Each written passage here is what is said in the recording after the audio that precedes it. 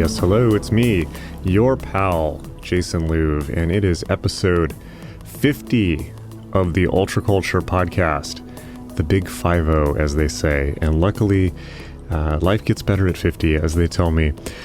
We've only done 50 episodes, or rather, I should say, we've done a whole 50 episodes in the very short time period of 5 years. That's how high frequency this podcast is. Podcasts are supposed to be one a week, but frankly, frickin' everybody has a podcast now. That was kind of already starting to be true when I started this 5 years ago, but podcasts now are at the point that Bitcoin was at in the end of 2017, where like your relatives were coming up to you saying, "Hey, how about that Bitcoin?" And like you go to the post office and somebody who's working at the post office or somebody you're talking to online is like, "Oh, Bitcoin's going crazy. I heard this new cyber currency is going to blow everyone's accounts through the roof." That's kind of what podcasts are like right now. Everyone's got one. It's like the new MySpace or the new poking somebody on Facebook. So as there is now literally nothing special about having a podcast and asking people to be on your podcast to interview them, it's gotten a little cringe.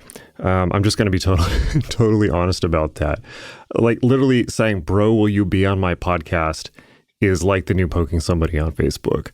So yeah, 50 episodes in 5 years, a whole 50 episodes in 5 years. Frankly, I'm okay with that, at least so far. I would love to do them faster. But also, I would much prefer making sure that I'm actually putting out worthwhile and interesting content than just getting in this kind of hamster wheel cycle and pumping out episodes every week just to pump them out. Because I've done that in the past, and I have not been happy with things that I've just rushed into production. I won't mention any specific episodes, but there are definitely episodes I put out where I was like, what was the point of that? So I feel like this is a good place to remind people, and actually, most of all, remind myself what the point of this podcast has been and what it has been. Now, it will probably become something different in the future, but really what it has been for is to showcase conversations between myself and other people who are interested in consciousness, spirituality, futurism, and in many cases, magic, because I have really wanted to show people what this stuff actually is in the real world and just have normal conversations about it as much as possible, and demonstrate that it is, not just something I've created, that there are many, many people out there who are interested in it, and also kind of have an ongoing forum about, the magical current, if we want to be so bold, where it has been, where it is going, to wherever possible, speak to elders in the field who have been at this for much longer than I have, which is critical for people to get a sense of their history and get a sense of where magic is going. By the way, you know what the most cringe thing in the world is? This is definitely not a hot take because I've been making this point, I feel like, in many ways for the last several years. But I often look back at magical writing from the 80s and the 90s in particular, and it's all this like, burn down the system, man, stuff, and attack consensus reality, hack consensus reality, everything must be destroyed, this super frickin' edgelord stuff, which a lot of was started by the subject of today's podcast, William S. Burroughs, an important writer, and but really started to become, let's honest, extreme self-parody already by the late 80s, let alone the 1990s, when it was just kind of like, Nine Inch Nails video stock footage by that point. And now it's just utterly freaking painful, I have to say, to look around and see people caught in this perpetual adolescence of attack the system, attack capitalism, attack the patriarchy, like, and then, well, okay, but then you ask them, what does this actually mean?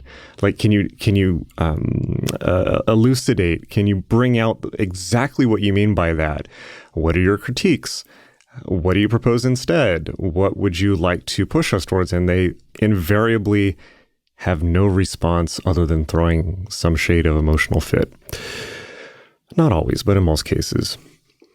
This has just been on my mind in terms of the question, where is the magical current going? which is what I've been concerned with my whole life. And just driving around LA today, I was thinking about this and musing that the entire, certainly all of America and certainly all of England and a good deal of the rest of the world has gone utterly insane. I don't think there's any other way to describe it. Like, we can't really have a deep analysis of it. People have lost their freaking minds. A lot of it has to do with the internet. A lot of it has to do with, I don't fucking know. It's just happened. People are completely out to lunch.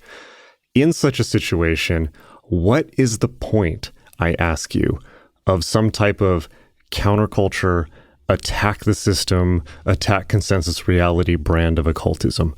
What is the point of that? There is no point. I'm sorry. The system is already broken. Like, let's have a reality check. Like, maybe that was edgy in the 80s, but consensus reality has been hacked, all right? It's all fallen apart. My interest now, more than ever, is returning people to sanity. This is a kind of a hilarious thing for somebody like me to say. However, it has absolutely been my lived experience of magic as it actually is, not the sales pitch, not the kind of rave flyer propaganda from decades past. Magic as it is actually lived is a structuring process for your life. It is a set of techniques that discipline you, that empower you, but in a way that require a tremendous amount of responsibility. And, I think it is always hilarious when people equate magic with psychedelics, for instance, and assume that it has something to do with drug abuse, when really it has nothing to do with that. Magic is a process of sobriety, just like Buddhism is, right? Like Buddhism is a process of sobering up from our addiction to reality, to our addiction to our sense perceptions. Magic is the same, right? It's the Western version of it. This is certainly how I teach it to my students at magic.me. And this is, I think, something the world needs more than ever right now. People need to sober up. People are having a bad fucking trip, okay? You don't need me to tell you that. During such periods of time, it, I believe, behooves not to become, slightly self-aggrandizing, but I think that I can say this, with pretty absolute authority. It kind of behooves spiritual teachers to sober people up a little bit. That's basically what we're for. Okay, we're trip counselors. We're there to remind you, you're just having a trip. You're just seeing the ripening of your own karma, of global karma. We're there to help remind people what is real and what is not, and give them a sense that they actually are rooted in something eternal, which is far beyond this nonsense world, which grows more nonsensical by the day, it seems.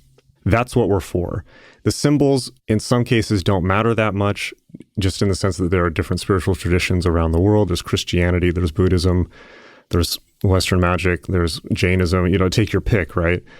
The symbols and dogmas don't, I shouldn't say dogmas, but the, reality maps don't matter as much as the fundamental process of what it is that we actually do at the core, which is kind of allow people a space to calm down and remind them, buddy, you're just tripping.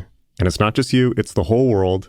So maybe if you're having a bit of a bad trip, maybe it's time to just take a little break, breathe a little bit, drink some tea, do a little bit of meditation, reconnect with what you already know to be true, which nobody else can give you, and just step outside of the drama of life for just long enough to get your bearings back.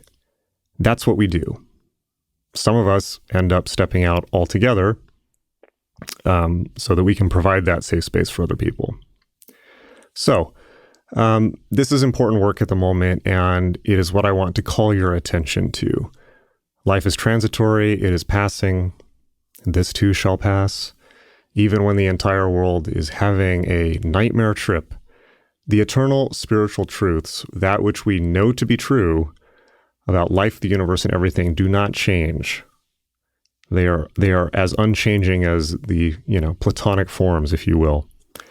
And there's nothing esoteric or occult about that in a sense. It's just reality. We are here to remind people of what they already know about what reality already is so that they can sober up long enough to make better decisions. I should caveat that by saying it may be wishful thinking to hope that there will be some mass process of this happening for everybody. People have been saying that for a long time. There will be a great awakening, but I wouldn't count on it. And I think that it is much more mature to focus on your own spiritual progress and the real life health and happiness of you and the people you care about, right? I mean, that's how the world changes, one person at a time.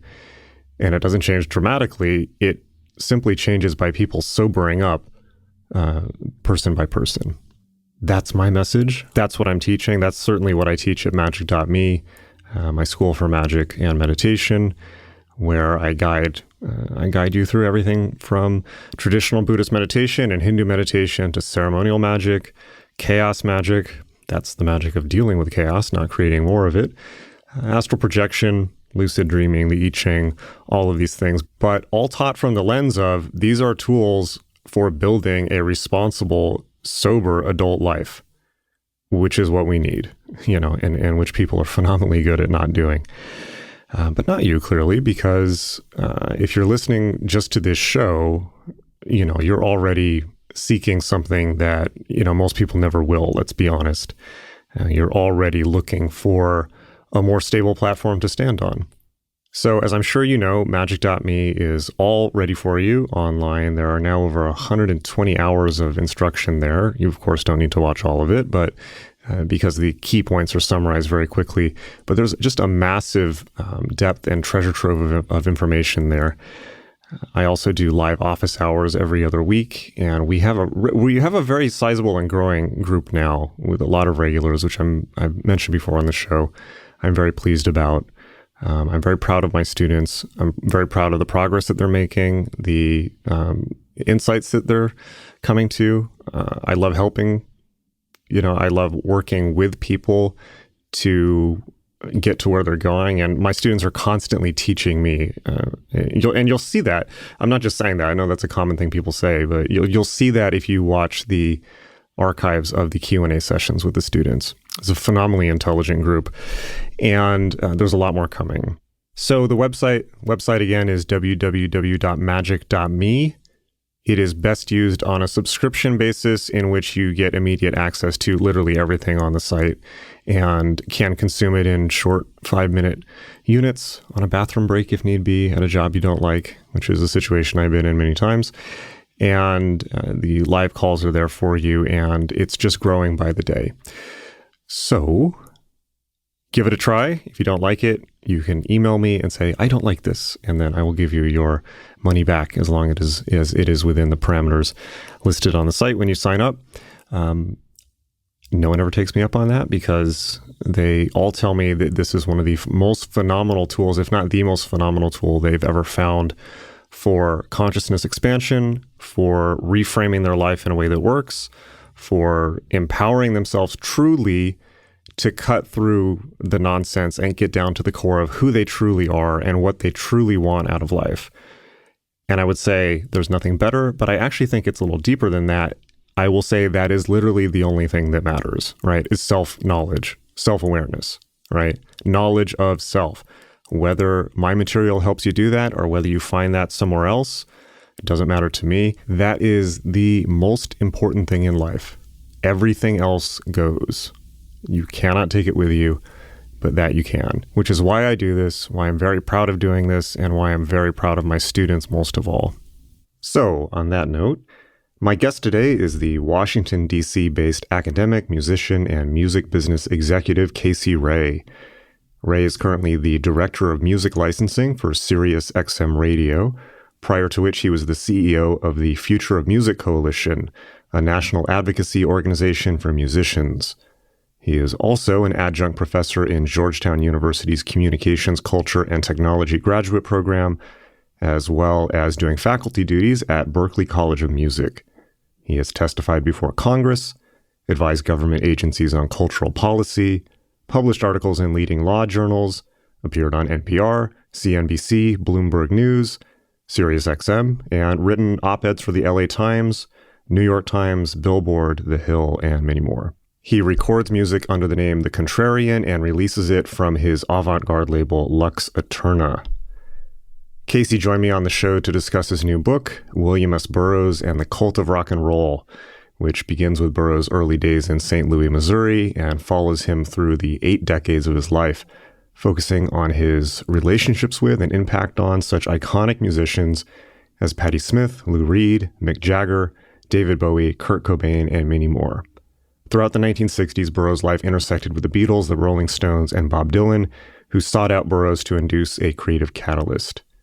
In the 1970s, he directly inspired David Bowie, became an aesthetic cornerstone to Lou Reed, and a paternal figure to Patti Smith.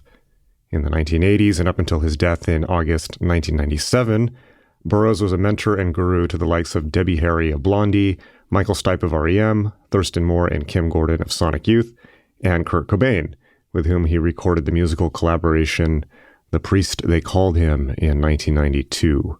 Burroughs altered the destinies of an astounding array of musical acts in the latter half of the 20th century, and Casey Rae has outlined a compelling case for Burroughs' critical influence on rock music. So I connected with Casey recently, and he had many kind things to say about my work, which is always nice, and mentioned that some of my own writing about Burroughs on the Ultraculture blog had been immensely helpful to his own research. So I figured this was a good opportunity to revisit an author who has been of immense influence to certainly, my work, my writing, and my continued teaching endeavors. So on that note, please welcome Casey Rae to the podcast.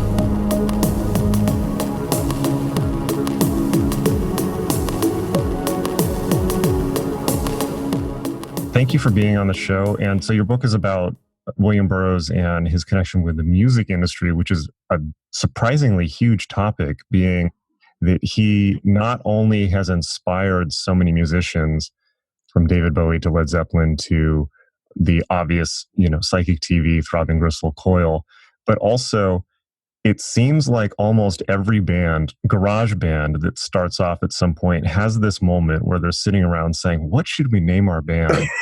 It's so true. Inevitably, somebody pulls out a copy of Naked Lunch. And I actually did this at the age of 15. Right. A band name, not realizing it was such a thing. Yeah. The insect trust it is, it's,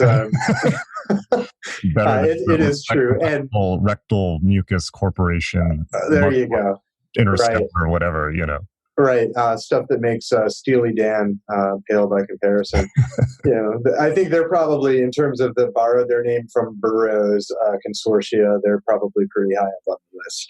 Right. Although probably that era is over, sadly. I think that William Burroughs, the transgressive, and we can talk about this in the interview, the transgressive value of William Burroughs is pretty low these days. But I think the influence is atomized, and let's dive in and talk about it. That's a good way to put it. So why don't you just start off by talking a little bit about the thesis of your book and what you were going for by writing this? So, I don't sleep with a copy of Naked Lunch under my pillow anymore. That might have been true when I was in my teen years, but I've always been interested in Burroughs as a persona of 20th century culture. And, having come up in the 80s and 90s as a musician and, somebody sort of messing around on the underground, as one does, I just kind of kept being reminded of these pockets of influence from Burroughs. And of course, in that era, I was also the beneficiary of a lot of his earlier audio experiments, spoken word stuff was getting reissued. And I had some exposure to William S. Burroughs, the creepy monologuist, I suppose. And around that time, a lot of the musicians of my generation were incorporating Burroughs' spoken word stuff into their music or borrowing influence in other ways. I remember seeing Burroughs in the video for Just One Fix by Ministry, for example. And I was very much aware of the Kurt Cobain-Burroughs collaboration even at the time. So a lot of this stuff stuck with me. And later on, when I had the opportunity to put together a proposal, I bumped into some agents and they said, hey, why don't you put something together? And this was kind of what I came up with because I had a feeling that I could make a case for influence that might go beyond even what my early exposure was. And lo and behold, the more I looked, the more I found. And what was particularly interesting for me was, the reasons that people would be drawn to Burroughs were multifaceted. And I had a personal interest or an intellectual interest or a metaphysical interest in pretty much all of them. Right. And so it was an interesting way for me to, Yeah. So it occurs to me, let's just put a pin in this real quick. And I feel like I should probably give the boilerplate. We're jumping in because both of us are very familiar with William Burroughs, and probably a lot of the people listening to this are. But I feel like it's probably worthwhile to just give the basics. Obviously, William Burroughs, one of the great writers of the 20th century, very interested in chemicals, drugs, and consciousness expansion, and using these as tools to attack what he perceived as the social repression of the 1950s.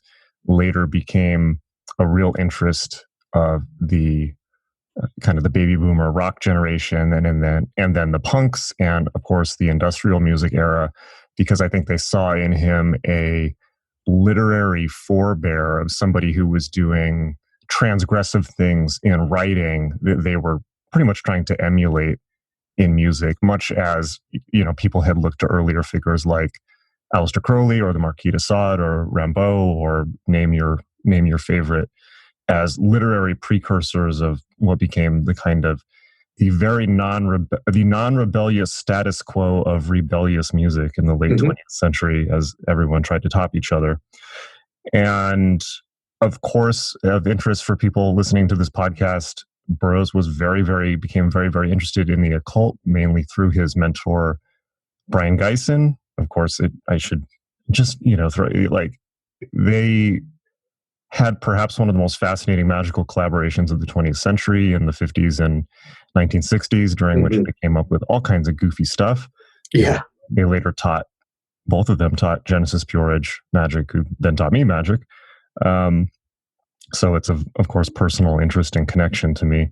But outside of that, and then he died in 1997, right? And actually, I think the first writing I ever got published, amazingly enough, was a eulogy for William Burroughs. So when I was, that must have been 16. So wow, that's a beautiful thing. Yeah. So, you are not only part of the direct lineage, but, you carry the gene. It's expressed in other ways. That's a beautiful thing. And I think your sort of summary of the Burroughs rock and roll nexus is spot on. For me, it gave me an opportunity to look at mass media sociology in a way that I hadn't really from an angle that I hadn't previously considered. Burroughs and Geisen used a creative method called the cut-ups. And there was a period of time where where Burroughs evangelized the cut-ups pretty aggressively.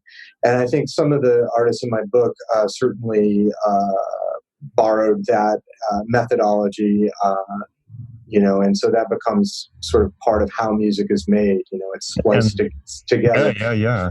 And the cut-ups, of course, just summarize that, the cut-ups, maybe if you just want to boilerplate the cut-ups, I think almost everyone everyone pretty much knows about cut-ups at this point, but maybe we should just give like the elevator. Sure. So on one level, cut-ups are, it's an introduction of random chance into a creative process. or it can just be done for LOLs. The painter Brian Geisen, well, he was much more than a painter, really, but primarily understood in the arts community as a painter. He had been preparing some canvases and inadvertently sliced up the newspaper underneath into like 4 equal quadrants, and he rearranged them. And lo and behold, he found interesting revelations in the reassembled text. And this gets to my other point. There's some folks who are motivated to use cut-ups because it's a get-out-of-jail-free card in the creative process. It can jumpstart, creativity or lead to interesting juxtapositions. And then, of course, there's the audio version of that, of which Burroughs was an early pioneer as well, tape splicing, which, of course, can be traced from the Beatles era, even before, obviously, with the new classical composers of the 20th century, all the way up to Throbbing Gristle and into hip hop.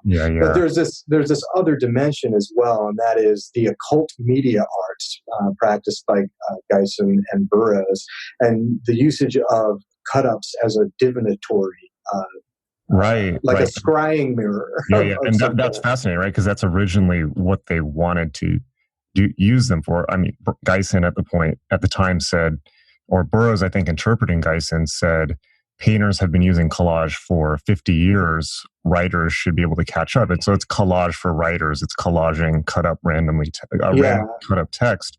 But they wanted to use it for divinatory purposes, like you said. But then also, as you touched upon, certainly by the 70s, when people became aware of this, they were using it as a get out of jail free card. Of course, some artists like I think David Bowie wrote almost all of his songs using the cut up.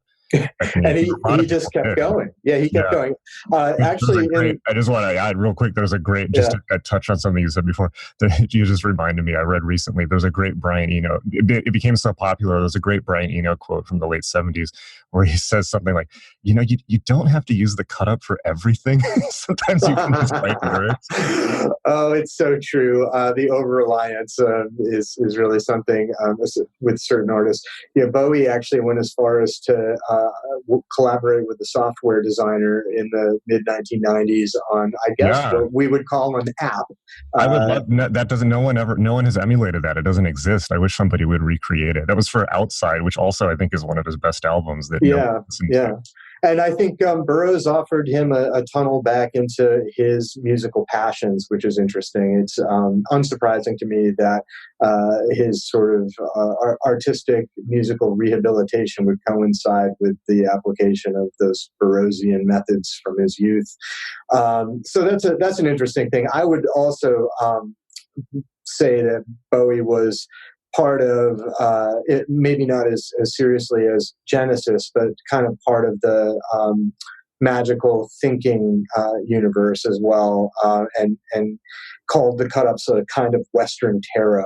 Sure. Which I thought was fairly... Although he was later very repentant about this. If you hear interviews from him later in life, he says, people ask him about his occult phase in the 70s, and he'll say, "Why are you asking me about this? That was like the worst time of my life." Well, it certainly was. Just to get away from Kenneth Anger. Yeah, it was very harrowing for him, and a lot of that, of course, was self-inflicted. But I think that, when we're considering the cut-ups as a sort of divinatory device or occult media arts, there was an interesting quote from Burroughs where he said, you cut into the present and the future leaks out. Future leaks through. And then, Geisen had his own sort of outlook on this. He said, we perform cut-ups until the machine arrives. And that gets me thinking, what is this machine? I think I might be only partially paraphrasing, but that was, the gist of it. So I start to see cut-ups as sort of the lingua franca of our digital existence.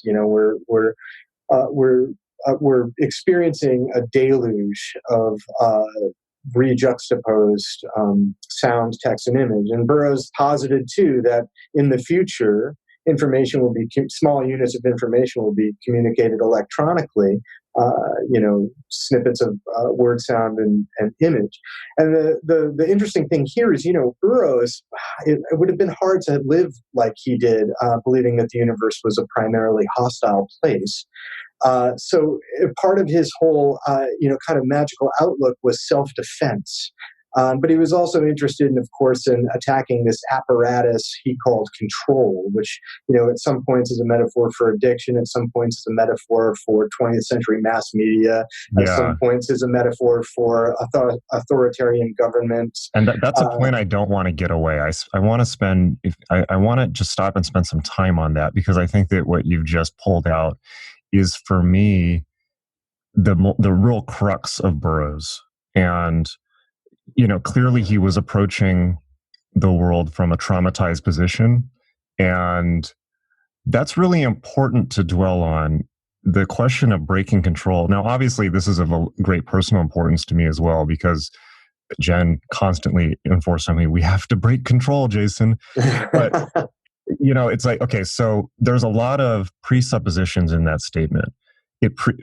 To think that you need to break control, presupposes that you are controlled. Therefore, the statement itself controls you. And the fact that guys as sensitive to language as Burroughs never picked up on that they were consistently cursing themselves by positing a hostile universe. Mm-hmm. They were reinforcing a dichotomy that needed to be overcome, thereby perpetuating samsara. Well, perpetuating bad existences, I think. And, one thing that I say a lot is, I think there's really only one choice. Now, I don't want to oversimplify, but there's one very important choice, and perhaps really only one important choice for everyone in their lives. And that's to decide, and I purposefully say decide, whether they live in a friendly or unfriendly universe. And I think it is a decision. Well, again, can you transform your experience into a Buddha field, or are you going to experience the hell realms? It's all kind of a matter of perception. And you're absolutely right. If Burroughs is so desperate to, thwart the forces of control, perhaps, it's stemming from his own inability to move beyond self-inflicted trauma. And we should touch on that as well, because it's inescapable. When you're looking at Burroughs, you have to confront the issue of the death of Joan Vollmer, his killing of his wife, Joan Vollmer. And it was ruled an accident, and having examined this from several different sides and considered a lot of the forensic evidence, just to satisfy my own understanding, not necessarily to moralize about it, I came to the conclusion that it probably was an accident. But at the same time, it was a heinous, horrendous act, and he never let himself off the hook for it. I don't let him off the hook for it in the book either, but you can see how it defines his obsessions. Can you touch upon maybe what that process was like for you, what you looked at, what led you to conclude that, and maybe just briefly mention what the incident was for those who don't know? Sure. So a drunken act of William Tell is how you would nutshell the event. They were living in Mexico City. Burroughs was drinking a lot at that point. I don't actually think he was using heroin or opiates at that particular And this moment. was before he started writing, right? I think this is important to point out that and correct me if I'm wrong, but my understanding is that pretty much up until the age of 40, Burroughs had basically been a trust fund kid. He had inherited the fortune of the Burroughs adding machine, early calculator, and had It was less than a fortune. It was less than a fortune. Okay, well, I'm curious about the details about that, but so I'm just giving you my broad understanding, and please correct me on the details. But that he had basically drifted around and had been, I think, either he wasn't exactly a closeted homosexual, but he was in kind of a bisexual open marriage with Joan Vollmer. And they just kind of this diffident existence with a lot of drugs and drifting around. And this incident obviously capped that era. And so he's coming out of, at that point, he's coming out of the original, what became the Beat Generation, which all grew out of Vollmer's apartment in Manhattan. And Burroughs did receive an allowance from his parents monthly that was a pretty tidy sum. It was $200, and he kept receiving that until he was 50 years old.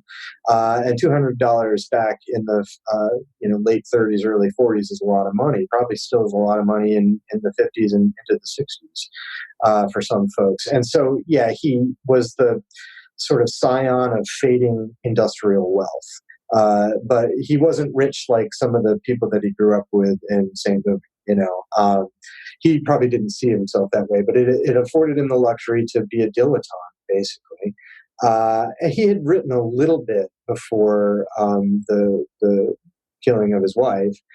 He had collaborated on a piece with Jack Kerouac, and got turned down by Esquire or whatever. It was kind of unpublished, and it too actually had to do with a murder, the killing of David Cameron by Carr. And so that was a sort of traumatic homicidal event in their social circle preceding the killing of Joan Bulmers. But they ended up in Mexico City, and they were drinking, and they had a party. And Burroughs kind of felt that something was sour about that day. On the way back from the liquor store, he started crying, and he didn't know why, and he felt a sense of just deep, deep sadness. He went back up to their apartment, and there were witnesses to the event, a handful. But of course, everyone was like four sheets to the wind. As the story has it, at least, the official story has it, at some point in the evening, they decided to play a game of William Tell. Who ultimately initiated, I don't know, but I think history, some folks think that Joan initiated it. Either way, she ended up with a shot glass on her head, and Burroughs took aim and missed. He was apparently otherwise a fine marksman, and he spent much of the rest of his life not publicly, and not I wouldn't say like overtly in his writing either, but certainly privately, and it does come through. Her impression and the trauma of the event does come through in a lot of his work. He's trying to change that event. And so some of the great terrors and things that he conjures in his fiction, I think, represent very real traumas that he's trying to erase. This is also kind of what led him to Scientology for a little while. A hilarious and bizarre period. Yeah. And so when he's doing cut-ups, particularly audio cut-ups, he's trying to change the sequence in the time track. You know what I mean? He's actually attempting to do a type of magic using recorded media, because in his belief system, everything is a recording. But if everything's a recording, then it can be edited. Yeah. Well, it strikes me as listening to you that there's maybe 3 ways we can go in discussing Burroughs. I'm interested in 2 of the 3, and this is why I would love to take. I'm most interested in taking a kind of a meta position on Burroughs, and I'll explain what I mean. When we're talking about the death of Joan Bulmer, it's obviously very much the trend of our times to kind of revise our opinion of great artists and find the dirt in their closet and then exile them from the canon if need be, leaving very little left. And that's obviously easy with Burroughs. I think that obviously there is the death of his wife. There is lifelong heroin addiction. There is the undeniable pedophilic aspect of a lot of his work and probably his life. Those things are serious and hard to avoid. But he's like pre-canceled, he arrives pre-canceled. Right. And I think would be just as transgressive if he was writing now as at the time, even though so many of his political views and cultural views and his approach to, the broad political landscape, if we can put it that way, have been recapitulated by pop culture to the point that they're pretty much the water that we swim in. That said, I'm sure he would switch tactics if he was writing now and find a way to be just as transgressive as he was writing in the 50s. And we live in a time very similar to the 1950s again, I think, in some ways and not others, obviously. But that angle on Burroughs is the least interesting to me because like Crowley or like any of these people many of them are not good people. Like Crowley was not a good person. Burroughs was not a good person. But listen, the titans of the 20th century, that sort of the a certain class of intellectual and artist. I mean, on a certain level, they're all problematic, and we could spend the rest of our lives trying to, somehow, how can we redress these sins? Right. What are we meant to do? Exactly. For me, it's just not a very interesting conversation to have, because the conversations, and I think that, and the main reason is they're both dead. It's these people at the end of the day are dead, and they've been dead in the case of Burroughs for over, I think, 30 years now, right? Right. And so, or 20 years rather. The thing with Burroughs that I'm most interested in is taking the meta position on Burroughs and looking at him as a symbol of two things. The first one, and maybe a symbol of the past and of the future, and the point in American history where those things are melding into each other. And so I want to maybe. Well, that's what I'm interested in. Okay, great. All right, well, let's have an interesting conversation. For God's sake, there's not enough of them these days. Yeah. So I listened to your show, and you've covered a lot of this ground from a lot of different interesting angles. I'm a fan of your show, and I've a lot of the guests you have on, I'm interested separately in their pursuits. So this is absolutely a conversation I'd love to have, and one of the reasons I was excited to talk to you. It was interesting because when I was writing this book, I think I was finishing it, in the aftermath of the 2016 elections, and some of what I was examining, in Burroughs's kind of universe, sort of his slogans like "Smash the citadels of the Enlightenment," and I'm thinking about who the Wild Boys really are. This sort of chaotic kind of like, angry, undifferentiated boy mass of nihilistic aggression. Right. Has anyone checked in on 8chan? And it's to be blunt, I think that the transgressive element of Burroughs and Gysin is identical with, if you were to say, where is that now? It's probably there. I can't think of anything else in our culture inhabiting that directly dangerous and transgressive of a position. I'm not agreeing with any of it. I'm just saying that seems to be the hole in our culture, where that's the material that cannot be absorbed and cannot be it seems to be literally psychologically dangerous to people. And look, Burroughs was fundamentally a sci-fi writer at the end of the day.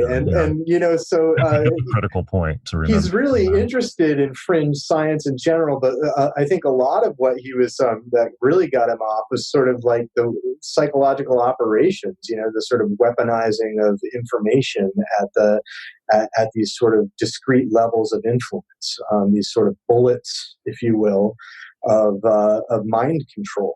And the idea that memes can be weaponized, I think, is an amazingly Burroughsian conceit. Yes. And sure. And so even though I started out writing this book about look, I knew I was going to do this the whole time. The musician thing is just a Trojan. That's what gets them in the door. But also a lot of the relationships, I think, the intellectual relationships did have this component of investigation. The actual real relationships that he had with some of the people in this book, Genesis among them, Patti Smith would be included there for sure. Yeah, or even Scientology or Trungpa and people like this. And that for me was always the most interesting part about Burroughs. It was Burroughs the scientist, not as a writer, not as a transgressor, but somebody who was truly willing to, I think, do the real duty of what writing is supposed to be, which is investigating parts of reality that everyone else is just too chicken shit to look at. On the front lines. And even extending that to the point of the construction of reality itself in a way that is truly destabilizing and transgressive, which Burroughs, I don't think really any longer is, but he certainly was at the time. And there are certainly elements in our culture now that are in the same spirit. Well, you don't really need a Burroughs if you're living in the universe that he conjured, Right. And this is where I want to go with the Burroughs into the future. Absolutely. But let's start.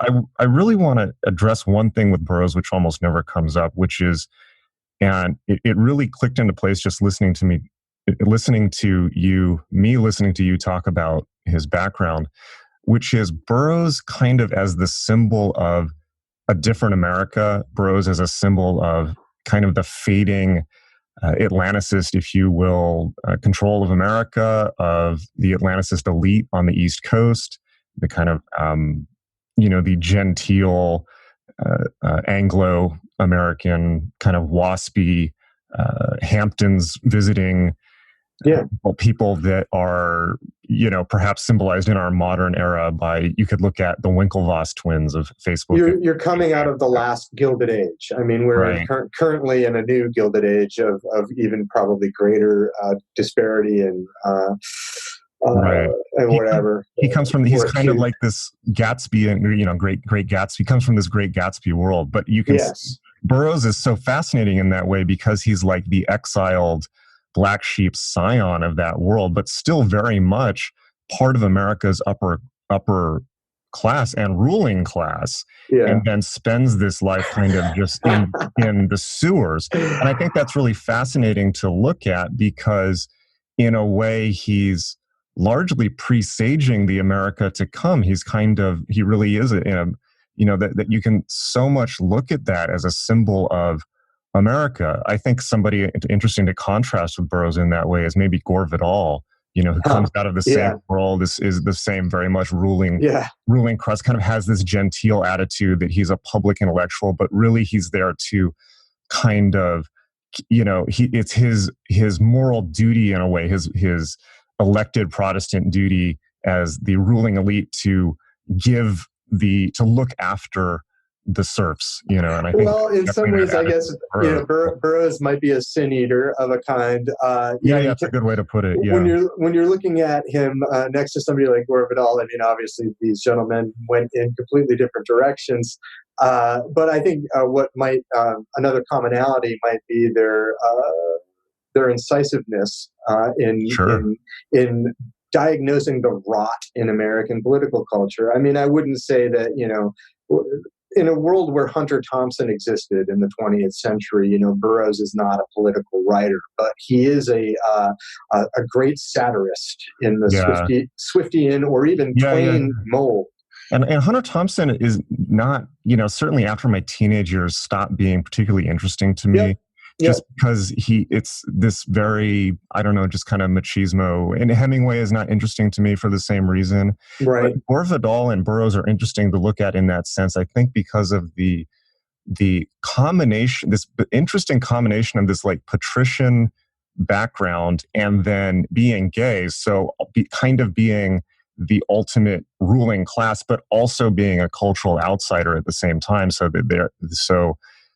But also seeing society both from the position of the ruling elite, but also as somebody who is exiled from that society at the same time, and therefore can see it very clearly, can see as Burroughs, but what is on the end of everybody's forks, or perhaps see it a bit better. That's a very interesting. And I would say that your description of Burroughs as a sin eater is, I think, apt, but also I would say, not to be too glib, but as a sin creator or a sin modeler.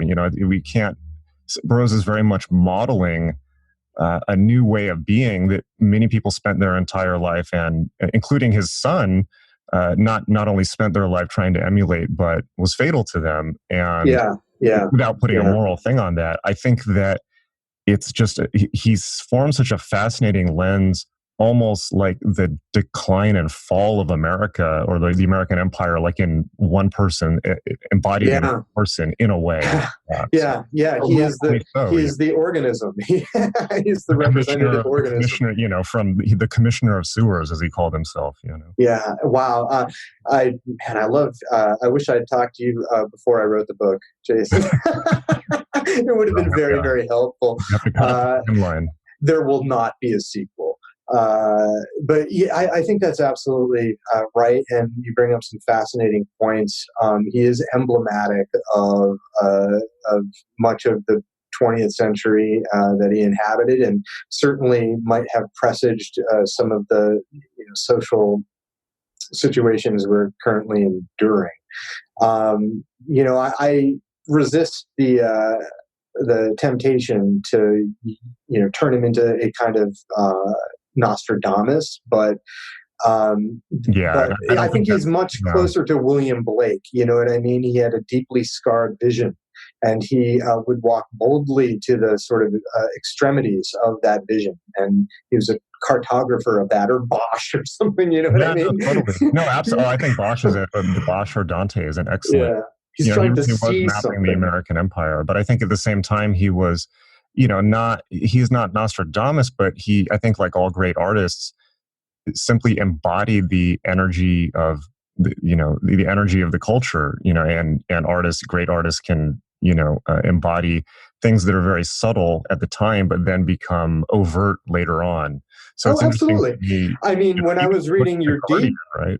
When I was reading your D book, I mean, that's like kind of what that occurred to me. I mean, the sort of profound influence, the socio-cultural influence, the economic influence, the militaristic influence. It kind of derives from, the conceptual conjuring of sometimes a very small number of people. And so I wonder, was Geisen like embodying and conjuring this? It's like an embodying and also influencing at the same time. Sure. So, and I sometimes, I think Jen has kind of hinted at this, that, and you said it outright, Geisen and Burroughs were some of the more interesting kind of sorcerer practitioners of the 20th century.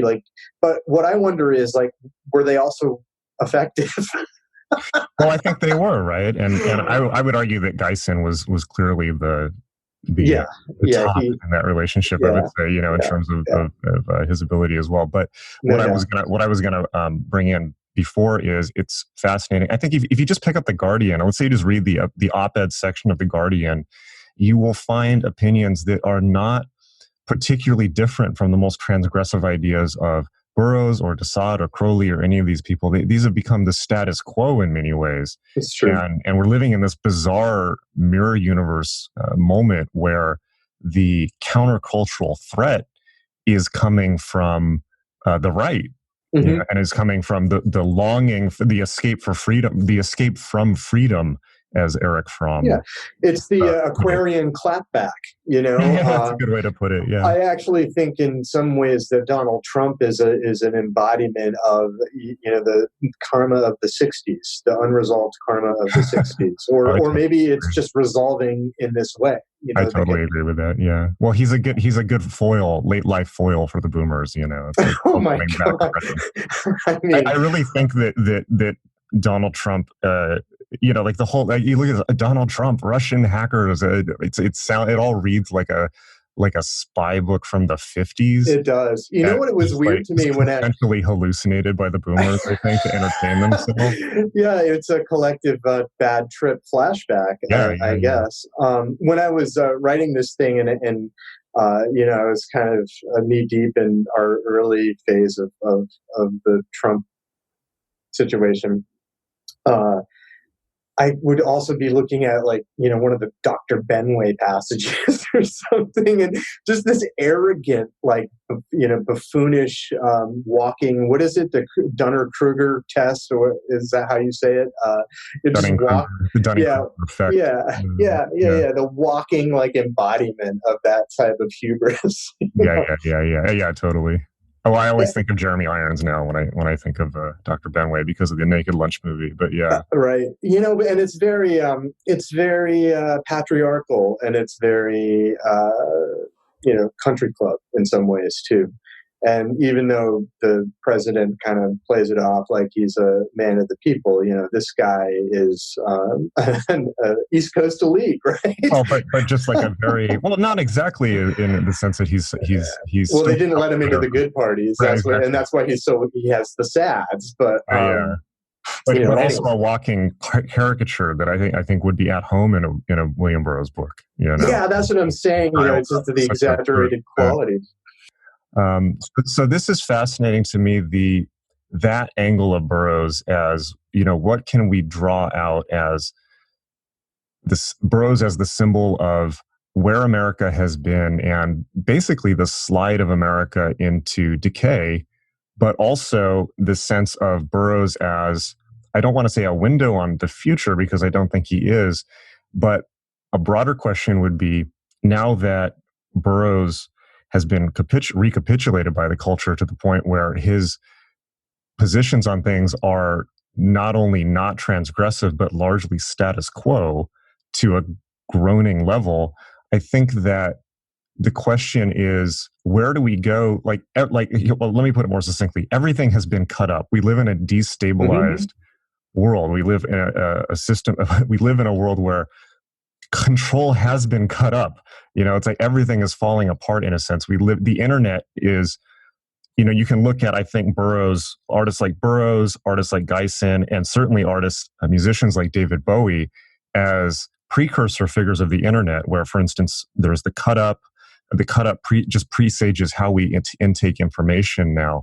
And also Bowie, the sense of Bowie embodying all these different identities in a way is kind of this early shamanic dancer, this early modeling of a new form of consciousness, which sounds perhaps too glib, but just a new, how we now as human beings interface with reality, where we don't really as much have fixed information identities. Our identities are cut up, our information intake, our understanding of the universe is cut up. And so that goes for Robert Anton Wilson too, the idea of reality tunnels.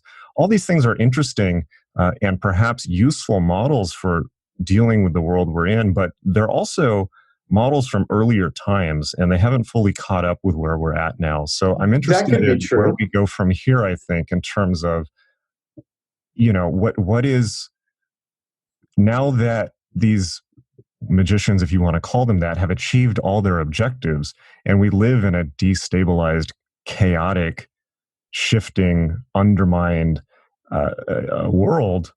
Well, what now? Because I don't think any of them thought that far, to be quite honest with you.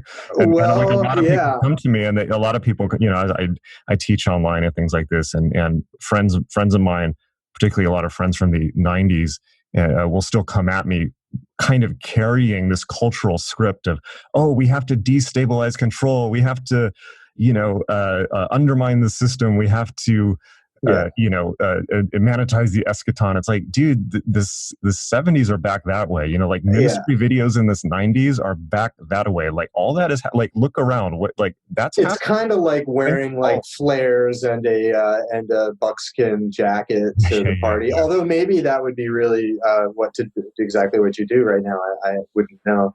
I think it's interesting. Much like the digital utopianism, that period of time, the 90s and early 2000s, I think we might have expected more liberating or liberative outcomes from, some of this stuff. The interesting thing to me is on a certain level, Burroughs was supposing a threat of greater enslavement, or a greater kind of opportunity for control, if you will. So I don't know if I'm looking at this and looking at his kind of outlook. We might still be working through it. And so, as far as what to do or what this presages for, our contemporary experience, I couldn't possibly hazard a guess. I really want to believe that humanity can reorient itself to a more empathic and compassionate understanding of what it means to be human, and on that shared level of, hey, look, we're all suffering temporary beings. Let's try to make the best of it. Right. I don't know if that was Burroughs's goal, although it's interesting when I think about stuff like the climate crisis, and you can include Burroughs as a radical environmentalist. He got there early on that. He was interested in all of the biodome experiments that were kind of later problematic for different reasons, but he was an early adopter of a kind of radical environmental stance, and so that might be something that we could benefit from inserting into today's culture. Maybe that's the bleeding edge of punk rock. Maybe it's Greta. I agree with that. Yeah. And so it's not transgressive, but radicalism can take the necessary anti-establishment posture that it needs to. Not for a magazine cover, but for the fucking survival of the species. Well, I agree with you. And I think that the whole idea of anti-establishment now is the internet has just changed how we interact as people, and the core presupposition of certainly Burroughs and Geison's writing, and so many people's writing, and so many people's thinking, is that there is an establishment. I guess that's true. It's like, right. well, where are they? Yes, there are governments, there are police, there are military, and things like that. But this idea that there are parents, and the lashing out against parents is very much part of early human development. It's the idea that it's infantile. Yeah.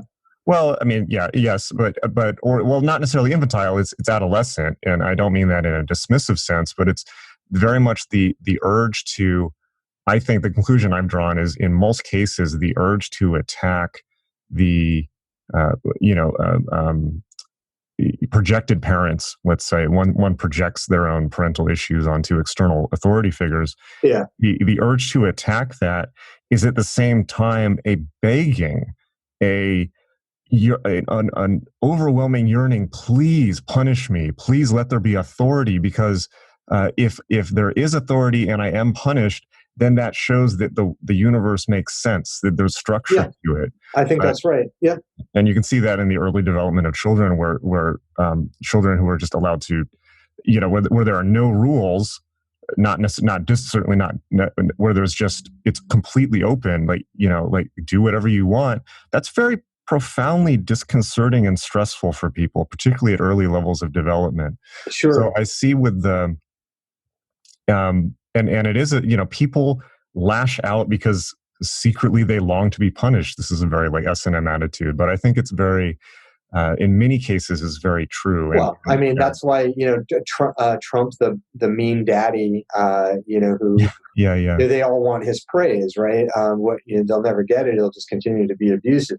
Okay. But part of the the projection of the adolescent urge against the establishment, I think that's definitely a phenomenon. You can see it on Twitter right now if you want. Sure, yeah. And everyone, it's kind of like a choose your own adventure thing. But the thing that's interesting to me is that emotional urge can be manipulated.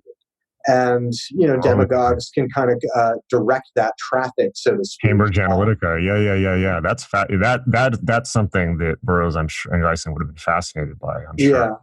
Yeah, and then there's the kind of the cultic aspects of it, the emotional identification with the demagogue, right? And so control for Burroughs was also kind of going all the way back to his interest in Mesoamerican anthropology. Yeah, that's a fascinating thing. So he was hip to, and some of this was pseudoscientific and definitely historically debunked. But he was really sort of intellectually fascinated with how the Mayan priestly caste could maintain, dominance of their people. And he thought that the calendar system itself was kind of an expression of control, right? They were using that as a type of mind control to sort of get the people to believe in their omniscience, or something, because they had that technology. And so maybe Cambridge Analytica or whatever is that technology. And so I think that some of that is definitely contemporaneously, is that how you would say it, relevant. Yeah, and that's I think my favorite. My absolute favorite period of Burroughs' writing is his last three books, the Western Lands trilogy. Me too. Those are his Same best here. books, I think. And I think from what I understand, one of the reasons for that is that they may have largely been either fully, ghostwritten to some extent, or certainly worked over. And that's why the writing quality is so much better in those than the rest of his cut-up books. I think that it also benefits from a few things. Like if we're talking about the Western Lands in particular, there was a genuine desire to sort of reconcile some of the episodes of his life that did bring him anguish.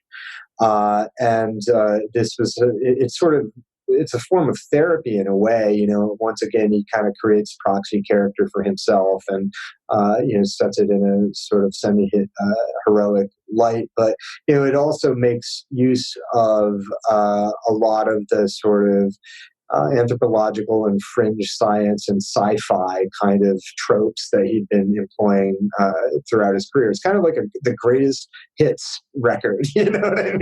Yeah. And And they're wonderful as science fiction books as well. yeah, and I think, for a lot of folks, when I've been asked this question a few times, like, where would you start with Burroughs? And, I have a few different answers. If you want a sense of that kind of slice of life, street reportage that informed, folks like Lou Reed, it's definitely junky, right? And queer probably, but definitely junky.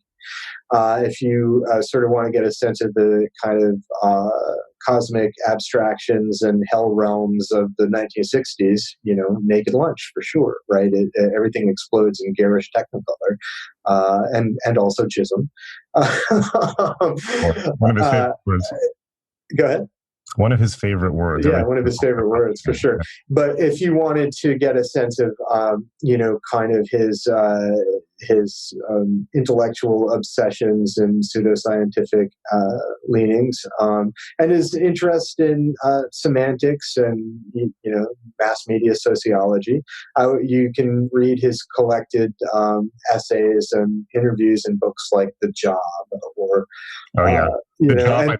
I think The Job is his most important book. That and probably is, yeah.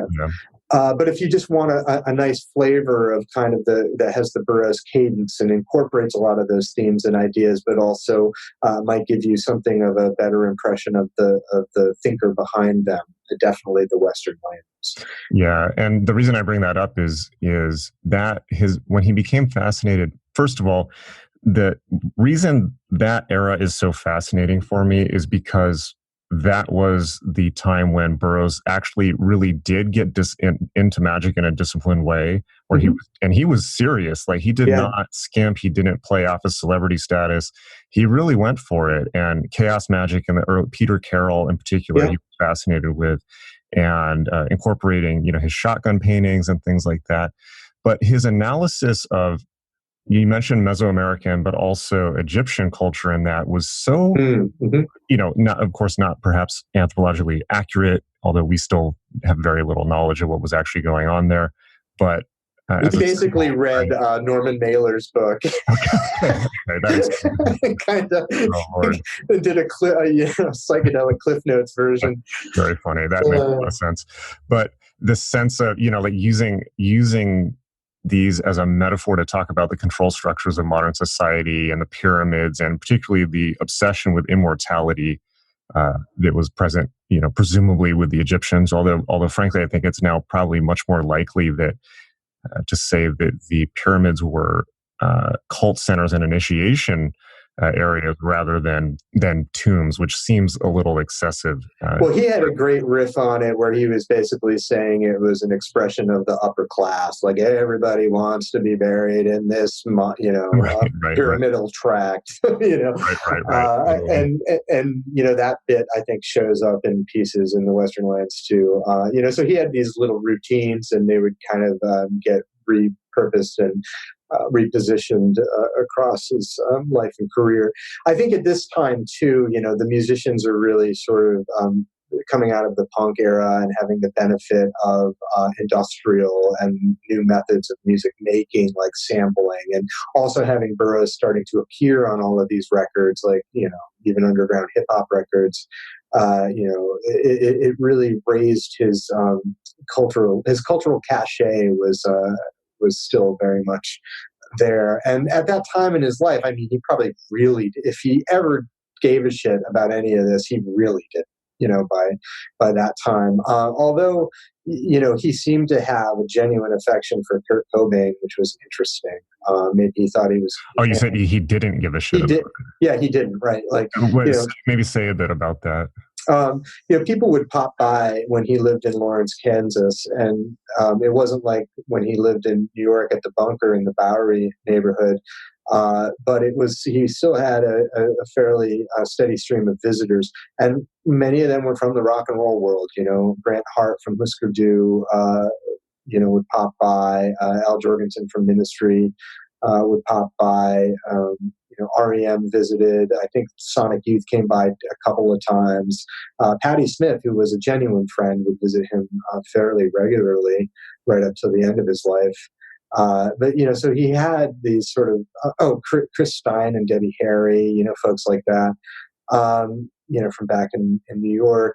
And so he had a steady stream of visitors, but the new generation seemed to want to make pilgrimage to him, and Kurt Cobain was kind of chief among them. And one of the interesting things about this book is that I was able to get some new sourcing on this. And it gave me an impression of what the day that they spent together actually looked like.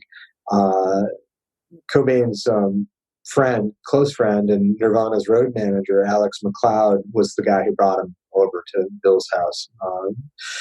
And he really provided some interesting color, but he also gave me a sense of how Burroughs might have seen Cobain.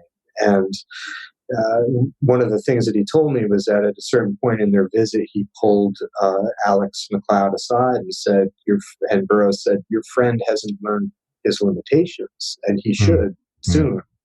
He needs to, basically. And, even after that visit, Burroughs was impressed enough to send Kurt birthday cards and with a personal note and a painting that he made just for Kurt, which for Kurt was probably the brightest point in his entire existence at that time, and even after he died, Burroughs spent some time poring over the lyrics to Nirvana's final album, In Utero, looking for any clue as to why this young man would take his own life. Because no matter how dark and weird it got for Burroughs, no matter how great his own personal traumas were, and also the trauma of lifelong addiction, which he had to take methadone right up until the end of his life. Yeah. No matter, despite all of that, he never could understand why somebody would off themselves, and so he was deeply troubled.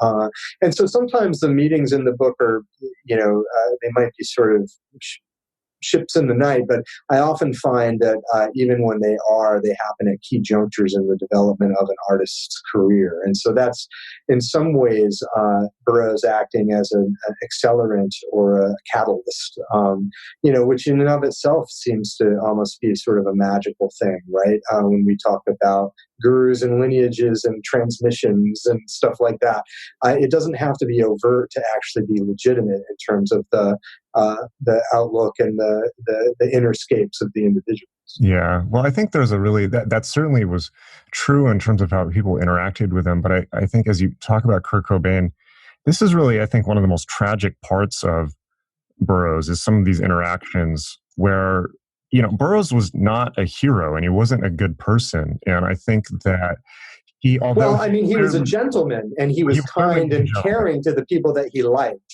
But he had the neglect of his son. He shot the boy's mother in the head. That's going to complicate any relationship. Yeah. But it's entirely unforgivable. Right. Why I bring that up, certainly, and yes, and the neglect of his son is incredibly tragic, and is emblematic of this.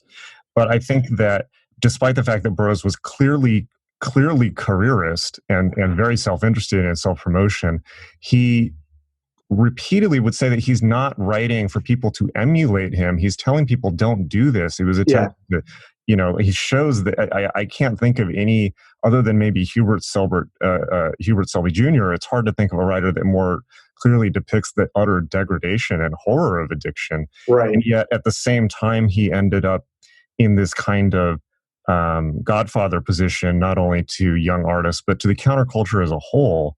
Yeah. And I think that my favorite Burroughs story, actually, which really just encapsulates some of these later life interactions, is I think it's in a documentary about the making of Naked Lunch, the movie.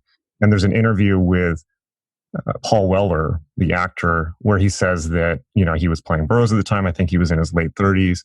And that he goes up to William Burroughs, that he had found some type of pill that was like, some opiated pill, or it was some painkiller or benzo or something like that. But I think it was opiate. And he went up to Burroughs, probably kind of trying to impress him, saying, "Hey, Bill, I found these pills in my, a fan left them or something like that. What are these? Can I take these?" And he says that Burroughs just looked at him and said, "It's junk." junk. And he says that it's like in this moment of him saying, it's like he pierced me all the way to my soul. And it was like a metaphor for everywhere in my life that I was just skating along thinking I could get by. Or like, oh yeah, I can drink that much. I can sleep around. I can do this. I can do that. It was like, you realize it's like, no, I mean, this is a guy who has been to the other side of that and knows you don't go there. It's like you're supposed to go there for a reason. Right. Well, and, it's funny. In the book, I kind of have to examine the question, like, would Kurt Cobain have tried heroin if he hadn't, been a Burroughs fan? And he was. He was me. He was you. He was the kid with the dog-eared copy of Naked Lunch in high school, or whatever. And it obviously made an impression for him. Heroin, but okay. But right. So I mean. And that's fine, but like I also look at his environment and I'm like, okay, so this is a kid growing up in the Pacific Northwest on a true nowhere track. What's he going to work at 7-Eleven or in the woods? This is what his life looks like, and he's coming up at a time where there was truly a heroin like scourge in the Pacific Northwest at that time in the mid to late 80s. And, there's also guys like Iggy Pop and Keith Richards and stuff out there in the world. So, I certainly think that you can't, hang this all on Burroughs. And I'm not suggesting that at all. I know you're not, for sure, because I think you did a really good job, like sort of underscoring how his actual work, portrays the true grimness of addiction. But at the same time, there's a lot of people who have a lifestyle crush on William Burroughs. They like the cut of his jib. He seems like an outlaw kind of figure. There's something sort of seedy and attractive about that persona. And people are kind of drawn to that, and the drugs are definitely part of it. I mean, you can read the book and still sort of feel like, no, that guy's pretty cool, right? And so I definitely think that, there are instances of folks who might be tempted to try, hard drugs because, they think it looks cool. Burroughs made me do it, right? But at the same time, that's a really dumb reason to do anything. And like you said, it didn't happen to you, so obviously this is not a universal. Well, I actually have to thank William Burroughs in a sense for my drug education, in a sense. Right. But like I remember reading Naked Lunch as when I was 15, and the whole end of it basically tells you what each drug does. It's kind of like the DARE manual. Yeah. And I was going through. It's like, well, these, I can clearly see why I wouldn't want to do it. Yeah, and I certainly wasn't gonna, be trekking in the jungles of, Latin America and South America. Yeah, that's interesting how that's become a thing too, where he was the ayahuasca in the 50s. Yeah, that's right. Yeah, the ayahuasca tourism. But yeah, I recently I'm sure you've seen this, but I actually recently watched it for the first time, that movie Christian F. I was looking at it just the other day because somebody had randomly re-edited Bowie's performance, or quote unquote performance in that film, and put it, to more complete music or something, right? They've done something like 2019 and internet-y with it, but it actually kind of reminded me of the existence of that film. And then of course the film is based on the account of a real life young woman who kind of put herself through that awful ringer. Yeah, I think it's both that movie and Burroughs' work are very important and prescient now for the reason of the opioid crisis in America. Yeah. And I think that, so I recently watched this for the first time, and the background, yes, there's a pivotal David Bowie, at the height of his career, David Bowie concert in that movie in Berlin, where he comes out and does Station to Station in 1978. And it's just transcendent. Yeah, Bowie's most magical song, in my opinion. Yeah, and that's where the character Christiane F., who's a real person, of course, first does heroin. But that movie shows a time in the 70s. It's the same period you're talking about. In the 70s in Germany, there was, Berlin was the heroin capital of Europe, and it shows this insane world where it seems like, at least in the movie world of the film, almost every teenager in Berlin was on heroin. Yeah, and it's ghoulish, and there's just scenes in that movie is just ghoulish. There are scenes in that movie where, you're seeing 13-year-old prostitutes, male and female, like shooting up with toilet water, just, shooting blood out of the syringes, all of this. And it shows the awfulness of heroin. And I think that the awfulness of heroin, which people also don't fully comprehend when they're seeing media accounts of it, is what it does to people's personalities. It's like, and for you sure. see these things and you see, oh, this goth, this like very Victorian era idea of like, oh, the wilting away to consumption person of the junkie. But what they don't show you is that heroin addicts are assholes. They lie to you. They will do anything to get money from you. If you love them, if you were their friend, they will play on that to get money, and that it becomes like, it's a life of total vile desperation. And then, of course, what that does to the psyche, the guilt and shame that a person feels, knowing, consciously that they're, habituated to that behavior. It's a terrifying, horrible thing. And, let's be clear, like not all of those kids get $200 a month in 1930s money. Right. I mean, I don't know if you've interacted with street junkies a lot, but, you interact with street junkies, and I've had street junkies tell me things like, like when they can't afford syringes, they'll rip open their arm with a bottle cap to put heroin in and from a dropper. Things like that. This is things that would just not even occur to people who are not in the throes of addiction. So people have to understand that part of it. But I say that not in a moralizing way, because I truly do believe that addiction is a disease, and a truly horrible one. That because of the way that the chemicals change somebody's brain, people have this idea, oh, well, just, have some willpower, kick heroin. It's like, they don't understand that your body no longer makes the opiates it needs just to dull the agony of being alive. So the agony of coming off of heroin is like being dragged through glass with no skin for like a week. Burroughs was very, very on point about the sort of cellular reshaping that occurs from addiction, and that it changes the very physiology.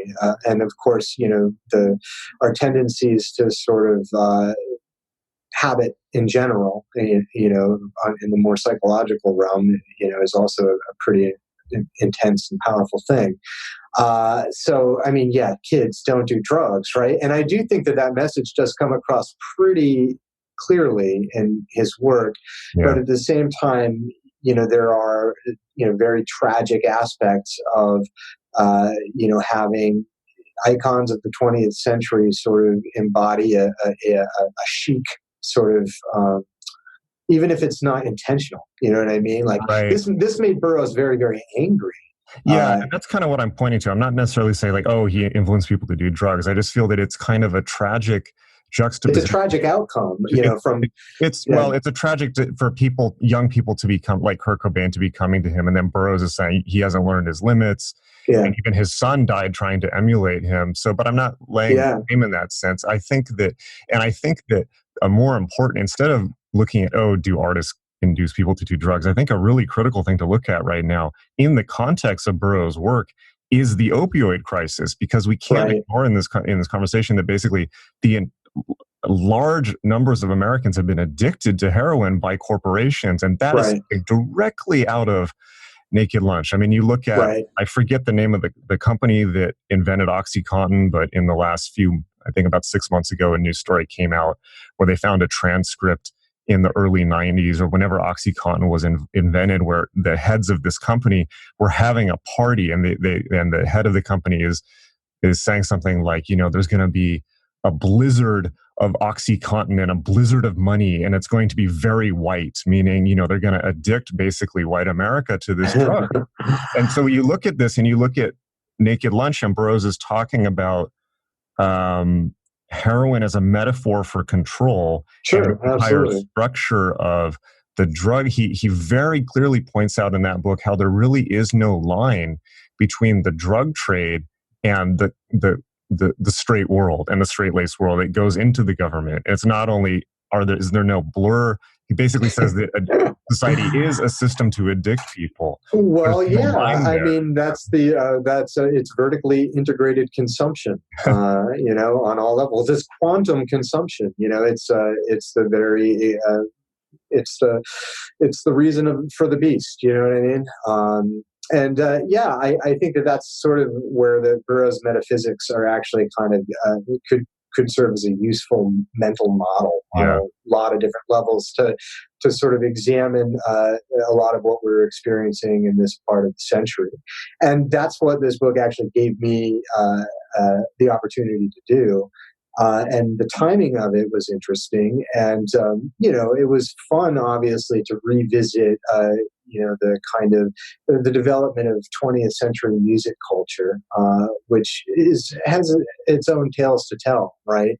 But I tried to allow those stories to inform the broader themes that I was working with. And I think in our conversation, we've touched on kind of all of them, right? And the impression that I get is that not necessarily making a case for like contemporary or ongoing relevance in a direct way, but more along the lines of what you were driving at, right? Like, what is the cumulative, sort of outcome from all of these trends, and what sort of mental models and frameworks can the history itself allow us to port over to our current experience, and what can Burroughs' work itself tell us about that? It's not really the least interesting stuff to me is like, and then I partied with the Stones, although that happened too. But and it is actually kind of interesting to sort of see what people of sort of elite 20th century media culture, how they viewed each other, and like, are you slumming it with Burroughs, or is it like, what is the purpose here? But sometimes I think it's more interesting to actually look at the kind of cognitive frameworks. I mean? Like Burroughs was trying to push the actual envelope of human consciousness. Like, he was very interested in a transformative, not just a consciousness, but in the actual biological being. He thought we had to escape the planet Earth and essentially become an evolved kind of space tadpole in order to avoid calamity. But obviously, he's pushing the limits of his own imagination and what he could envision as well. That's why I keep coming back to the idea of scrying. When he and Geisen first started hanging out, it was in Paris, and it was during the time, Beat Hotel time frame, and so they would hang out at Burroughs's pad in the Beat Hotel, this one-room apartment, and actually do sort of occult experiments. And they experimented with several forms of scrying. So when you think about things like the cut-ups, you get to the logical extension of that, and then you take that to our contemporary experience. And I'm not really sure if the internet is a scrying mirror, or if it's another sort of engine of control. The jury is out. So it depends on what website you go to. I guess so, right? But I mean, that period is of course fascinating to me, because it was one of the periods where Burroughs was actually doing occult experiments instead of just using them as a metaphor in his writing. And I think we seem to be kind of like coming to a wrap-up point here. And I think that it's interesting, some of the things you're saying, because one thing that I've been mulling over in the back of my head as we've been having this conversation is the legacy of Burroughs and how he will be perceived going forward by future generations. And I'm just thinking, during his lifetime, which, and I was, alive and aware of him while he was still alive, he was really this fascinating case of somebody who had been completely rejected by the literary mainstream and certainly had not been given a place in American letters like somebody like Gore Vidal or Norman Mailer, for instance, but who had been completely embraced by the pop culture at a time where there was a clear distinction between those things, and those walls hadn't as much broken down. And so it's interesting to think about in terms now of will Burroughs be seen as, will he be given a place within the literary canon? Will he be seen as perhaps the pivotal figure of 20th century letters, which I think you can make a good argument for. But it's interesting now, looking on the long view, at Burroughs' transgressiveness and where it fits in. And I think one thing that I've been thinking about, I was thinking about the Marquis de Sade a lot recently and writing a bit about him. And one thing that I've been thinking about is, how do you define liberalism, right? And I mean that in the ongoing historical sense rather than the current political sense. And the answer that I came up with is, it is the assumption that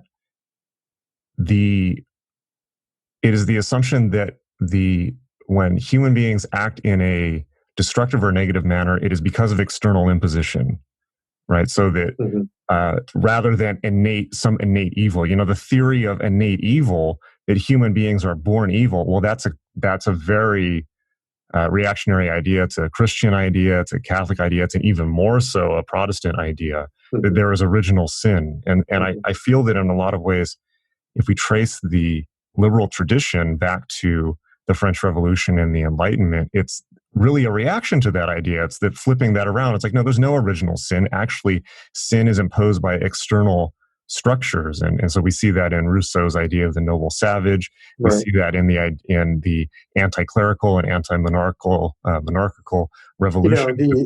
That's still a very very sort of Western view, because there's another sort of flip side kind of metaphysics, and that would sort of suggest that there is no original sin, because there's like, I don't know, Buddha nature or Atman or whatever you want to call it, and that rather than the sort of imposition of externalities, it's in the sort of Buddhist realm, it would be grasping at attachments. And, I think in the broader Vedic tradition, of course, there's the interplay of illusory elements that create the conditions and the progression of karma. Which is a more sophisticated view, I think. But I think in terms of just the development of Western civilization, which of course has capitulated a lot of those ideas, and those are very Burroughsian ideas. He's a very Buddhist writer in that sense. That there's a dark Satori involved. Well, I think when he talks, it's like the Buddhism itself, not to go on a tangent, because I want to pull it back to the point I was making, but Buddhism is a religion of breaking addiction. Absolutely. That's right. Unconditioning attachments. It's like neck and neck with, and I'm sure that's why Burroughs was so drawn to it. So I think that, but we see, if we see the tracing of history, it's like, well, like these things are just, these structures are torn down, these structures are destroyed, and it doesn't stop the evil that people do. And so there's this drive to, well, what else can be destroyed? What can be torn down? Can the nation state itself be torn down? Can the, and until we get to the 20th century with the development of deconstructionism and the writing of people like Burroughs and Gysin, who in some ways presages, post-structuralism, and the idea, well, we need to cut up the structure of existence itself. Like we need to the cut up as a metaphor. And these are, of course, these are things that are hot political battles at the moment in terms of the direction society will go to. But I think that, to wrap that up, I think the point that I'm trying to make is that in this sense, we can clearly see Burroughs and Gysin as not apart from and not transgressive at all, but really as inheritors of the Western liberal tradition, in a sense, where they're just looking for what is the next frontier of cut up? What is the next frontier? Where are there new boundaries to be torn down? Whether that's a good idea is, I think, perhaps a question that perhaps the whole world is asking itself in various ways at the moment. I would respond, basically my personal view is you can't cut up what isn't there. You know what I mean? So there's a futility to it. And there's, you mentioned it at the top of our conversation, there's a reinforcing of a duality or manicheistic kind of view of the universe. And, that's why in some ways Burroughs did remind me of William Blake. I'm thinking of Urizen and the other one, and so this looks sort of like kind of warring kind of God and demiurge kind of situation, and control is the demiurge, the thing that sort of conditions humanity. Yes, it's a very Gnostic outlook for sure, and so there's this sort of conditioning of humanity by this demiurge that broke away from the all good oneness. And I think that in some ways that's kind of the Burroughs metaphysics in a nutshell. I definitely think that the idea of dissolving attachment and seeing control as being a form of conditioning is really Buddhistic in its basic sense. So I actually, when I finished writing this book, I thought I was done with it, but conversations like this remind me that, there's certainly Bill shows up sometimes like a friendly ghost, still in my life. I never met him, I did not know him personally, but, I think when you spend a lot of time inside somebody's head, you take something with you.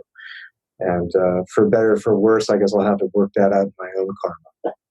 Well, I think the whole world will, and not necessarily because of Burroughs, but because he was a true artist and a true writer, and that he actually he depicted what others were afraid to depict. My favorite quote about art of all time is Akira Kurosawa, who said, the duty of the artist is to not look away.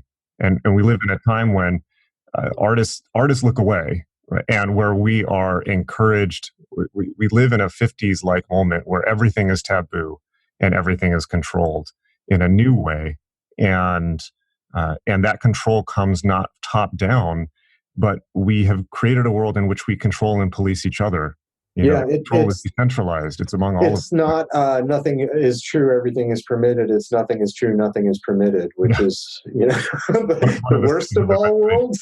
It really is, and I think that maybe we can just leave this as an open question. But I often wonder what Burroughs would have thought of our current cultural moment, which is we live in the chaos moment. We live in the pandemonium. We live in the chaos culture, and nobody's happy.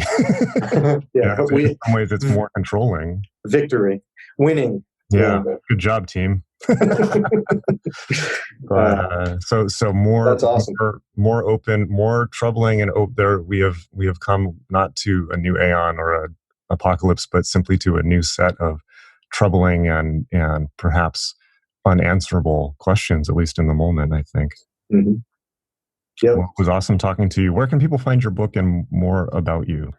Well, you can find this sucker in everywhere fine books are sold.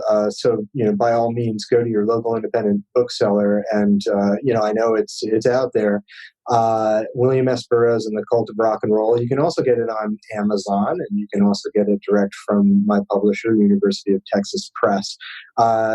Google's your friend, William S. Burroughs and the Cult of Rock and Roll.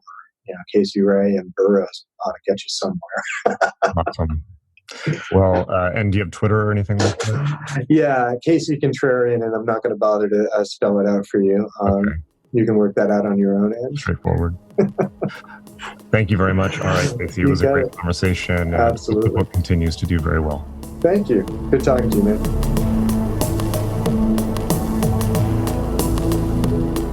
Okay, hope you really, really enjoyed that show. It was a great opportunity to have a great conversation about a very important author, very influential author, someone who's been influential for the right reasons and the wrong reasons. Absolutely check out magic.me, a vast treasure trove of magic, mysticism, meditation, and consciousness expansion, where the secrets of self-empowerment and perhaps of the universe itself await you.